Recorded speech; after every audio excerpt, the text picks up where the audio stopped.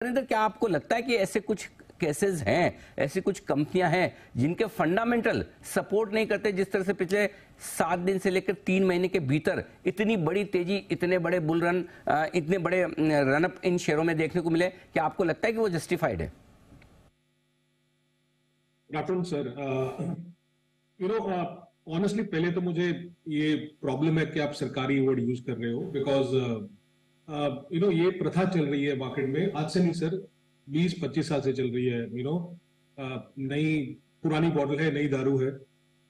ये एमएमटीसी हुआ या कोई भी कंपनी हुआ, ये आज से नहीं हमने देखा। ये आपको 20-25 साल पहले याद भी होगा, 2007 में एमएमटीसी का भाव आई थिंक 70-80 रुपए होता था, तो एक ही साल में हमने 70-80 रुपए का 1800 रुपया देखा था।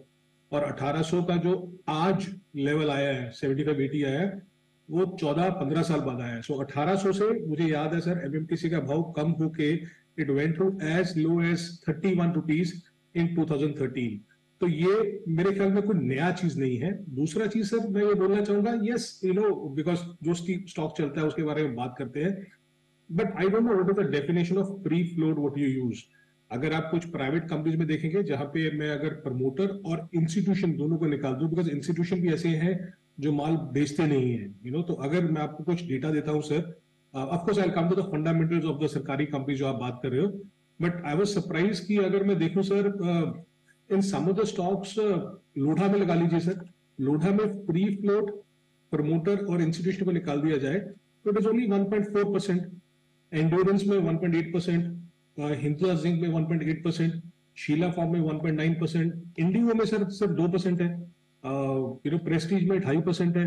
माई ओनली पॉइंट इज कि ये सब चीजें आज से नहीं, बहुत टाइम से चल रही है सर, और मेरे ख्याल में जो मार्केट में है वो सबको मालूम है कि ये खेल ऐसे चालू होता है, और जब खेल बिगड़ता है तो बहुत गंदा बिगड़ता है। वो 70-80-90% गिर जाता है, किस तरीके से गिर जाता है वो किसी को मालूम नहीं चलेगा। सर एक बात और है, हम ठीक है सरकारी बात कर रहे हैं, बट अगर आप देखो सरकारी होल्डिंग सर 10 साल से वही का वही है। मतलब आईटीआई की बात करते हो आप, या फिर हम फैक्ट की बात करते हैं, तो प्रमोटर जो गवर्नमेंट है उन्होंने शेयर होल्डिंग कभी चेंज नहीं किया। अब देखो आईटीआई में वो 90-92% के आसपास प्रमोटर गवर्नमेंट का शेयर होल्डिंग ऑलरेडी रहा है। बट आप देखो ना सर, प्राइवेट कंपनीज में, एसएमईज में क्या हो रहा है सर, किस तरीके से माल कॉर्नर हो जाता है, सप्लाई खत्म हो जाती है सारी की सारी। तो लॉट ऑफ, मतलब उसमें तो रेगुलरली हर महीने कहीं ना कहीं वो चेंज होता है प्रमोटर, पूरा का पूरा शेयर होल्डिंग स्ट्रक्चर, जिसमें सप्लाई खत्म कर दो और कुछ भी गेम चालू कर दो।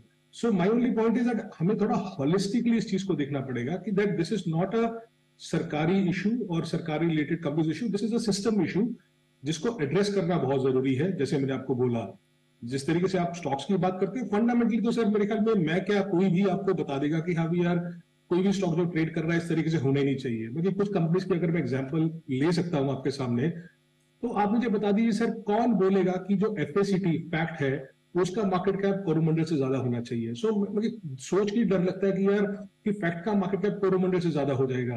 अगर फैक्ट का सेल्स 6,000 करोड़ है तो कोरोमंडल का 5 गुना सेल्स है सर, 30,000 करोड़ सेल्स है। अगर फैक्ट का एबिटा 800, 750-800 करोड़ है तो कोरोमंडल का एबिटा 5 गुना है सर, 3,000 करोड़ के आसपास है। फैक्ट का मार्केट कैप सर भेल और कॉन्कर से ज्यादा हो चुका है। आईओबी, मतलब आईओबी का मार्केट कैप सर आज PNB, union bank of India, Canara bank से ज्यादा है सर। और मतलब दूसरे अगर कंपनीज देखी जाए तो बीपीसीएल, एसबीआई कार्ड से भी ज्यादा हो चुका है। मतलब अगर मैं सिर्फ कैनरा बैंक के साथ कंपेयर करता हूं तो कैनरा बैंक का बैलेंस शीट ऑलमोस्ट 5 टाइम्स, 5 गुना है सर आईओबी से, और उसका मार्केट कैप उससे ज्यादा हो गया। क्योंकि IOB is trading at more expensive valuation than Canara bank, which no one understands, और उसने कैपिटल डायल्यूशन 15 बार कर दी होगी उस तरीके से। दूसरा एक चीज बार बार जो लोग बोलते हैं ना सर, ये real estate, real estate, real estate, honestly I really don't know कि ये रियल एस्टेट जो बोलते हैं कि कभी किस कंपनी, पीएसयू कंपनी में रियल एस्टेट का वैल्यू है, उनका बॉम्बे में किसी पॉश एरिया में व्हाटएवर कुछ है, या कभी दिल्ली में कुछ है। सर धंधा चलता है कैश फ्लो से, धंधा एसेट से नहीं चलता। आज अगर आईटीआई की बात की जाए सर, तो 30,000 करोड़ का मार्केट कैप हो गया है। उसने कभी भी लास्ट 10 साल में कभी भी प्रॉफिट नहीं कमाया, कभी भी प्रॉफिट नहीं कमाया। यस, मुझे पता है कि हाँ भी मार्केट में सब बोलते हैं कि उसके पास एसेट एसेट एसेट एसेट बहुत है, तो 2750 करोड़ का कुछ उसका फिक्स एसेट है सर, लैंड उसमें 2200 करोड़ है। तो अगर मुझे 30,000 करोड़ में सर आईटीआई लेना है बिकॉज उसके पास फिक्स एसेट है, तो यार प्रेस्टीज ले लो ना।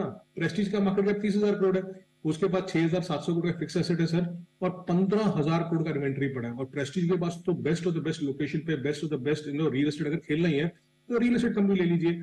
आई can go on and on for a lot of company sir, चाहे वो एसटीसी हो, चाहे वो KIOCL हो, जिसको कभी भी मेरे ख्याल में आज तक उसने लास्ट 10 साल में कर लिया जाए तो ऑपरेशनल प्रॉफिट नहीं कमाया। ऑपरेशनल जो प्रॉफिट आता है उसका वो सिर्फ अदर इनकम से आता है। ऑपरेशनल एबिटा लॉस किया लास्ट 10 साल से, और आज उसका मार्केट कैप 27,000 करोड़ कर दिया है, जिसका फिक्स एसेट 300 करोड़ के आसपास है। तो I can go on and on with all this some of this companies, but my also important point is that अगर ये आपको मुहिम चलानी है sir, then let's do it more and more. बहुत SME कंपनीज आपको मिलेंगी सर, जहां पे मार्केट कैप 500 करोड़ 1000 करोड़ हो गया, जहां पे एम्प्लॉय 5 या 10 ही होंगे, फिक्स एसेट 5 या 10 करोड़ का ही होगा, प्रॉफिट कभी कमाया ही नहीं होगा, और लिक्विडिटी अगर आप देखेंगे सप्लाई साइड में देखेंगे तो पूरी की